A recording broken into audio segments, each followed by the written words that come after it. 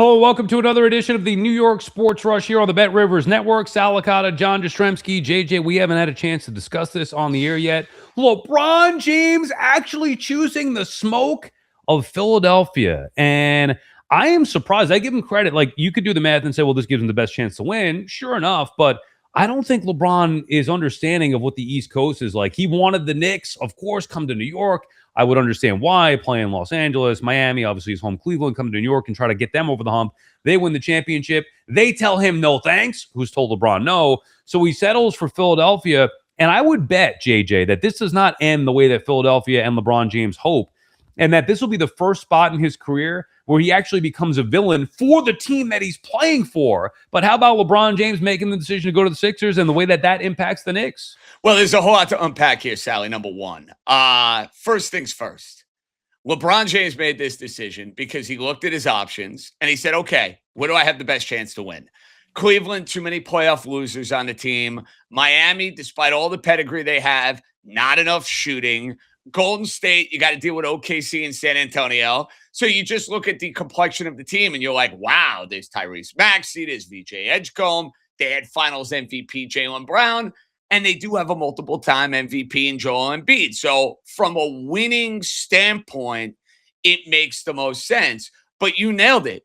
He now has put himself once again, even though he's north of 40 years old, under the microscope once again. Because let's be honest about something, Sal.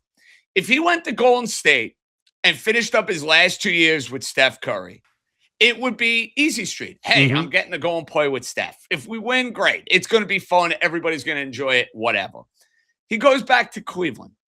Despite the fact that, hey, you want to have that perfect ending to your career, people in Cleveland would have been so appreciative to have LeBron back.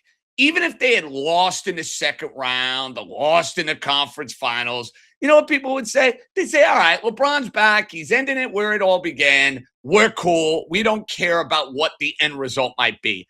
And even in Miami, he brought him multiple championships. Philly does not have any of that tied to LeBron. So to your point, they have to win. Now, I don't think LeBron will be the singular focus because it's about the sum of the parts. We saw that with the Knicks a year ago. They need everybody buying in. They're going to need health. They're going to have the right brand of basketball in order to go and win in April, May, and June. But the city of Philadelphia is not going to care about all that. They're going to say, hey, LeBron, go and take us to the promised land. That's why they have championship or bust type of hopes. And I didn't think we would have this, Sal, at LeBron's stage of his career where people are going to look at them next year saying, oh, my goodness, they need to win. They need to win. Yeah. And it's not just this celebration of LeBron James over the final year or two. Which, to me, from a Knicks perspective, makes it even sweeter because I never wanted LeBron. This is going back to 2010. I always wanted a team that could beat LeBron. And now the Knicks are in a spot where they turned down LeBron James, and now he is chasing the Knicks, trying to beat them. And I think it's going to be even sweeter. Remember, the Knicks didn't win a championship, right? 53 years, they end that drought. The Knicks never were able to beat Michael Jordan. They've never beaten LeBron in the postseason. Now, a team that they have owned in the Sixers in the postseason the last few years, now they have a chance to beat LeBron. So it makes it even more exciting for me where there's another thing that they can accomplish this year. Like, they won the championship last year. Okay, is it realistic to expect another championship? I don't know, maybe. But outside of that, what fun would you have if they don't win the championship? Now there is fun in trying to beat the Sixers in a renewed rival, not to mention Giannis in Miami or obviously Halliburton coming back. But I look forward to the challenge of beating LeBron James. I just don't think Philly's good enough. They've been dangerous to me in years past, but it's always come down to the same thing, like the health of Embiid. So even though LeBron's there, even though Jaylen Brown's there, the key to the whole thing is Joel Embiid. What makes you think Joel Embiid, who's always hurt, another year older, is not going to be hurt again? And that's why I'm not worried about LeBron from a Knicks perspective or a Sixers perspective. The semi-Sixers, they can't even get out of the second round. They can't get out of the semis final round. I don't expect that to change mainly because it's all about the health. Even with Edgecombe, good player, even with Jaylen Brown obviously coming in, and I love Maxey, I think that they have talent. I don't know if they're a good team. And without Embiid, and he's never 100% healthy, everything changes. So I think they're the biggest threat to the Knicks from a talent standpoint. They have to be because they have a starting five that can actually match the Knicks starting five. But I totally agree with you. If the Knicks go and match up with Philadelphia, I'm going to be supremely confident because I think Philadelphia is going to have shooting issues. I think Philadelphia is going to have bench issues.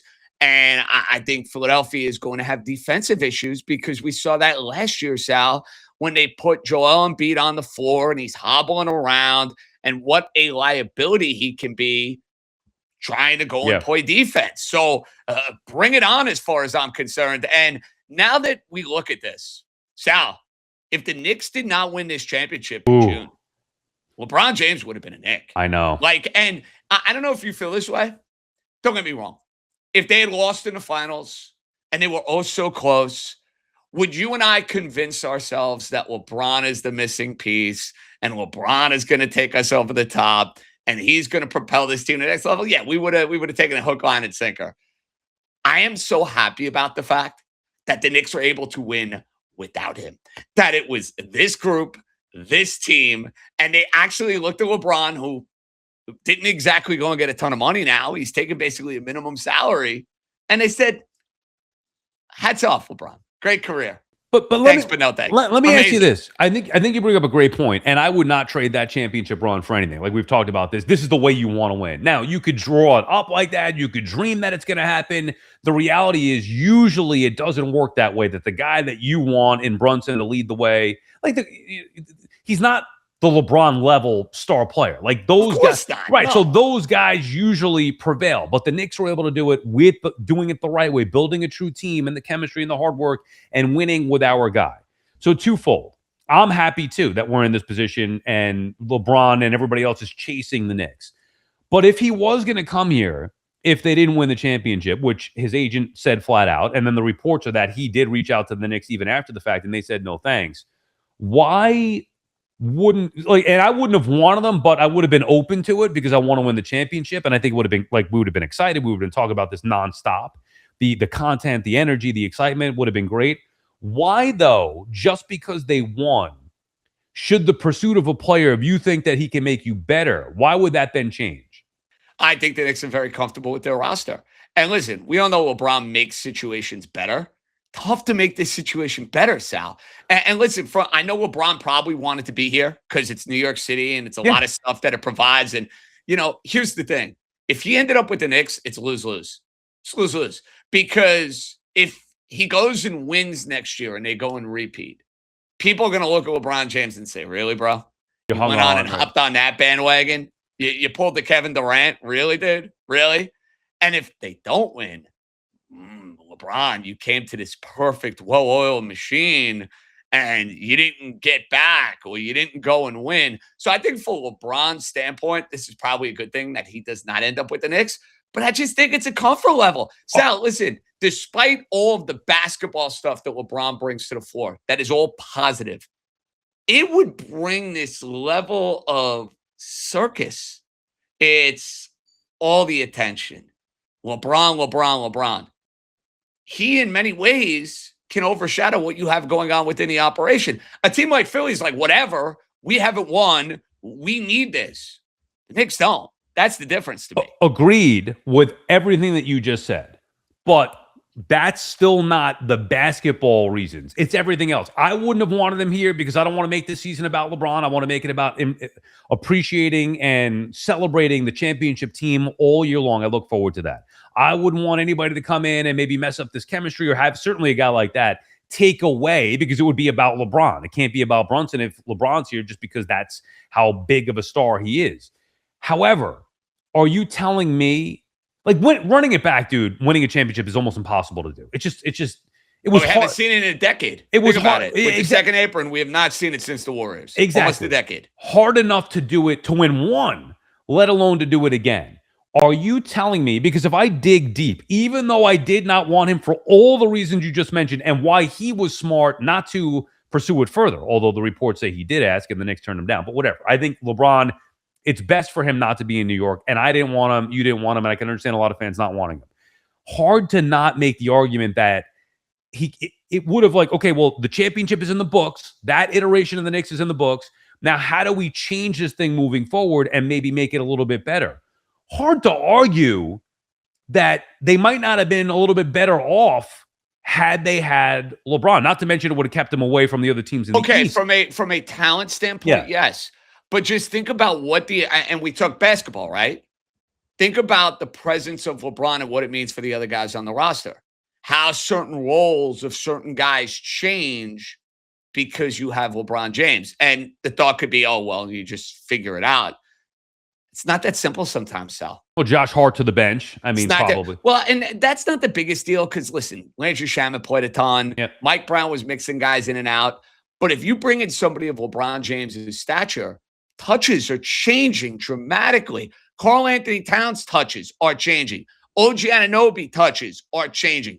We get on Mikal Bridges at times for disappearing in these games. His touches changing. So, like, that's where the basketball element of this comes into play, where it's like, yes, if it's fantasy basketball, of course, you make it work. It's not always that simple. Yeah. So I get it. And I understand how difficult it will be to repeat. But adding LeBron would also add different levels of difficulty that may not necessarily be a good thing. It's funny, every year going into the season, until you win the championship, and I guess every year you just want to win the championship, but that's been the mindset, right, from a Knicks fan perspective. Hey, just end the drought, win a championship, chase. This year, I want to celebrate the entire year. I'm not expecting a championship run. However, there are benchmarks that I want. If they face Halliburton and the Pacers, I'm not just revenge. Me too. Oh, dude. Yeah, I'm not just talking about regular season. Although in the regular season, yes, I want to beat them as many times as I possibly can. The Heat and Giannis, and obviously now the Sixers, like if they play the Sixers, I don't care if it's the first round, semis, final, whatever it may be, I want to beat the Sixers. And if they beat them, even if they lost in the Eastern Conference Finals or lost in the NBA Finals, I think I'd be okay. They won the championship, so they already did that. Sal, you say that now. Let me paint the picture for you. The Knicks match up with Philadelphia in the second round. Mm-hmm. They win the series. And they lose to Halliburton and the Pacers in the Eastern Conference Finals. Yeah, I know. You will not be happy. No. I'm telling you right now, you will not be happy. If they lose to Boston, dude, and Mitchell Robinson gets revenge, you won't be happy. I think getting to the finals, actually, if they play Wemby, you're not going to be happy. Yeah, I know. I know, because there was a thought. You're right. I was going to say, like, as long as they get through the East, but it depends who's there in the West. Well, if you play OKC, although here's the problem. You'll say, all right, OKC. But then it's like, dude, you're 4 wins away. So, like, I understand that sentiment because you never thought we'd see the day. I never thought we'd see the day. You've seen the movie Wall Street, right, Sal? Yeah. Greed is good, baby. Yeah. Greed is good. It's easy to say it now, but as it starts unfolding and it gets closer, I just think your tune will change because you'll be living in a different reality. There are 3 teams definitively that I do not want to lose to. Pacers with Halliburton, Sixers, and the Spurs. Because now you can hold this over Wemby forever. Yeah, I don't want to play that. I'd rather lose in the Eastern Conference. Wemby beats the Knicks, he gets that level of revenge. I get it. I totally get it. I'll deal with losing to the Celtics. I'll deal with losing to the Cavs. Even Miami, who I hate with all my passion. I cannot, under any circumstance, have the Knicks season end this year. As long as their season doesn't end at the hands of the Spurs, Sixers, or Pacers, I think, you know what, I'd be thankful for the championship run and enjoy the regular season. All right, speaking of championship runs, where are we at with your Yankees here? An impressive 2 out of 3 against Philadelphia. They did it with the pitching. Royals beat the Tigers twice. Makes me think maybe Scooble's more available. That would be my all-in move. You saw the difference the pitching can make, whether it was Weathers on Saturday, obviously Cam Schlittler on Friday night. I dream of a rotation of Schlittler, Scooble, Cole, and Fried, because I think he's the best piece available, JJ, and you don't have to give up a ton. You could elevate Lombard, have him play short. You could add a catcher and add a bullpen arm and go all in on Scooble as opposed to Mason Miller, who would cost you a ton. Where are you at with your Yanks coming off this weekend, 1 week out from the deadline? All right, a lot to unpack there. I'll start with the weekend and I'll work my way to Scooble, I promise. It was encouraging on Friday and Saturday, but it was disheartening on Sunday. Why do I mention disheartening? Look at the amount of guys, Sal, who are playing out of position for the Yankees. They played clean baseball on Friday and Saturday. You notice why they played clean baseball? You had guys in the right spots. Sunday, Cody Bellinger finds himself on the IL. Max Schumann has to go and make a diving catch. Doesn't make the play. Opens the floodgates. Not excusing Will Warren, who stunk and, listen, has not been productive now for the better part of 6 weeks, but shaky in the outfield. Anthony Volpe Had a couple of hits. You know, I give him a hard time. I got to give him credit. He had a couple of hits. But then he throws a lollipop over to first base that basically ends the game and opens the floodgates for Philadelphia. Sal, not a big league shortstop. I don't give a rat's ass that he won a Gold Glove a couple of years ago. That was a joke that he didn't deserve to begin with. He cannot throw. That's why he continues to have problems playing the position. So what am I getting at here? The Yankees are going to continue to have problems with this team if they have guys out of position. You mentioned Lombard. I'm starting to smell it now at this point. When am I going to see him at shortstop? Bellinger now, I'm not thinking this is worst case scenario because he's doing these agility drills a day after going on the IL. That usually leads you to believe, okay, a week, 2 weeks. Your guy, Tyrone Taylor, is a perfect Yankee. You want Weaver and Taylor in a package? Sure. Raley and Taylor, Weaver and Taylor, Minner, sure. Any reliever. Bro, Taylor. We've been talking about this for a while. Like, the Mets have a lot of players the Yankees could use. You want to throw in a catcher as well? Well, because it looks like they're going to keep the catchers. Yeah. Based upon the reports that are out there, it looks like they're going to keep the catchers. Okay, fine. The Yankees do business elsewhere. But somebody like Taylor, Sal, would really help them because you don't need him to play every day. He played on a winning team a few years ago. He hits left-handed pitching. And I don't have to see Max Schumann out in the outfield. Yeah. These are the sort of moves around the margin that don't oh my God, wow you, but they actually make a real big difference because they're going to clean up a lot of the stuff that has really hurt this team. So there's that. Pitching short is amazing. Sal, anytime he has a bad start, we need to be all over this and bet the crap out of him the next Bro, because I did. He had the bit. I did my Bet Rivers banter on Friday. Same thing. Yankees to win. Schluttler to go over 7 Ks parlay. It was a layup. He's love it. And you were getting that. What a joke of a line that was. The Yankees are like plus 120 something with Schluttler. Awful loss. I mean, sign me up. So that's the positive. I gave you the negative. As far as Scooble, I want Miller because to me, he can let's look at the way he can impact multiple games down the stretch. And a postseason series. I can use Miller multiple times in the series. I already know, if the Yankees don't win the division, I have Schluttler, Cole, Fried. I'm bumping one of those guys for Scooble in the wild card series. Just think about that for a minute. Bumping either Max Fried or Garrett Cole. They wouldn't pitch. They wouldn't start. Which is great. Extra rest. Can you imagine that, though? That's one. Two, it's for 2 months of starts, and there is absolutely no chance I can keep him. None. So I just am not. But what about the return? Because for Miller, they're still going to have to give up. It's Tarek Scooble. If you're the Tigers, what the idea that they're going to get Will Warren? If the Tigers take Will Warren and Spencer Jones, they're better off keeping them. Yeah, I mean, maybe it's Dominguez, Jones, Warren, and something else, but it's not going to be Lombard, and you probably don't have to. Maybe you do have to give up LeGrand. I'm not 100% sure, but dude. How are you getting Mason Miller? How are you getting Miller without Lombard? The Padres are morons. What are you giving to the Padres? If you think that's the package for Scooble, what's going to be the package for Mason Miller, who's got 3.5 years of control? Basically, a lot of the guys, it would be a LeGrand. It would be an Elmer Rodriguez, who's a top 5 pitching prospect within the system.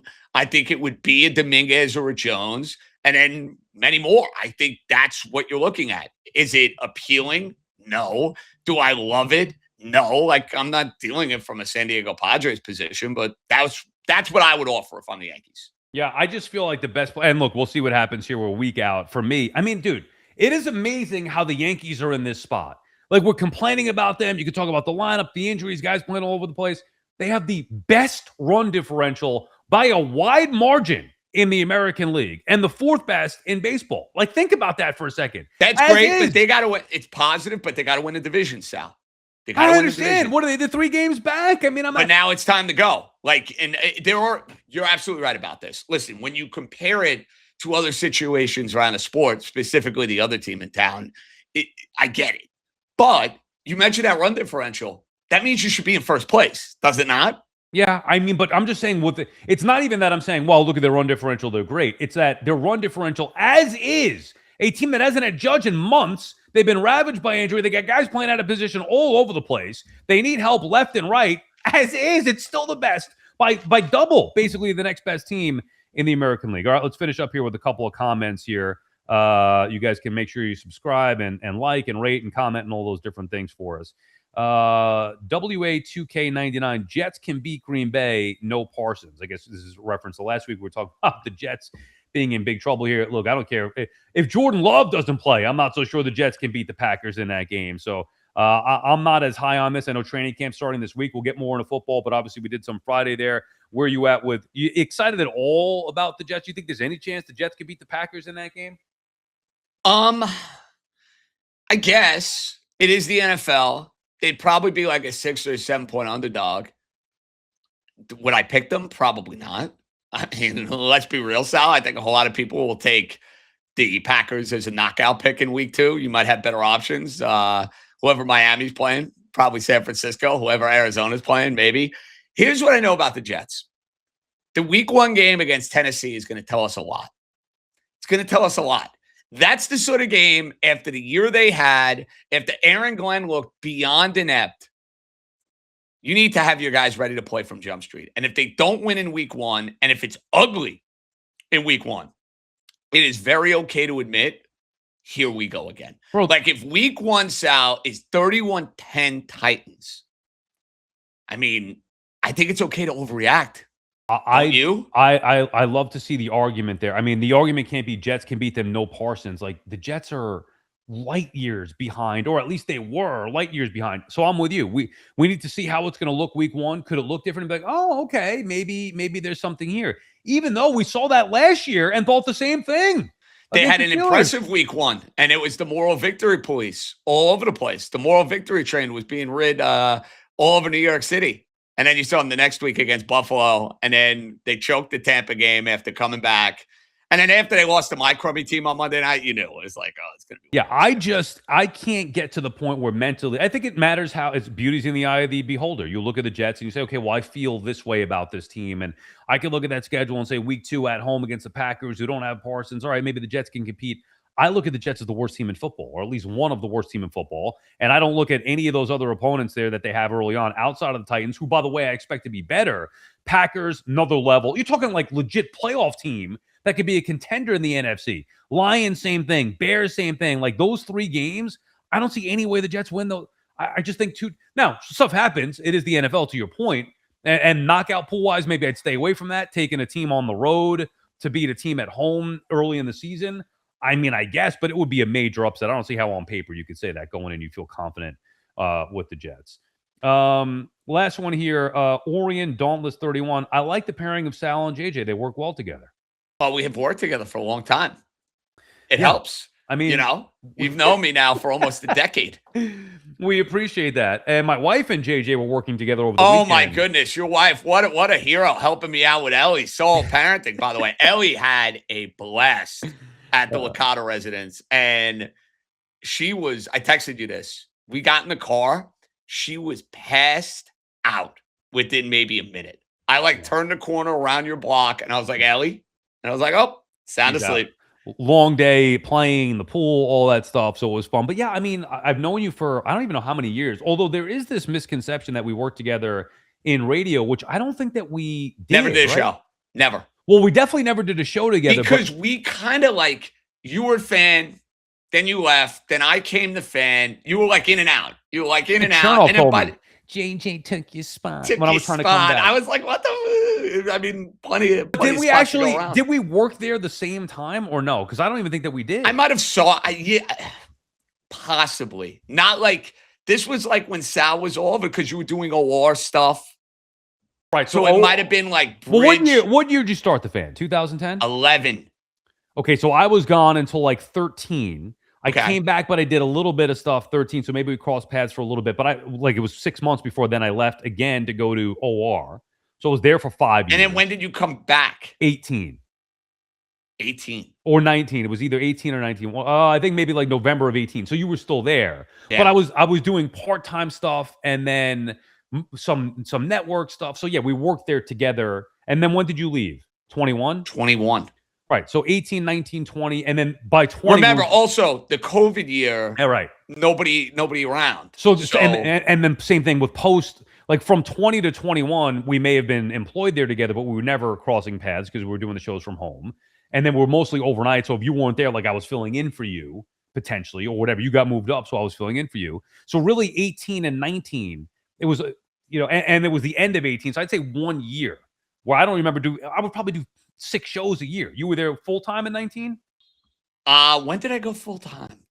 I mean, I was doing like a bunch of overnights and then Tony left. Yes. And then I took it Monday to Friday. Right. Which, by the way, as you know, those overnights, man, take years off your life. Dude, years off your life. Physically, I had stuff wrong with me. I was going to the doctor, and they're like, "No, everything's fine." I think it was just doing the overnight schedule and not. There's not enough money in the world that could pay me to ever go back to that. I just wouldn't do it. I love doing it when I did it.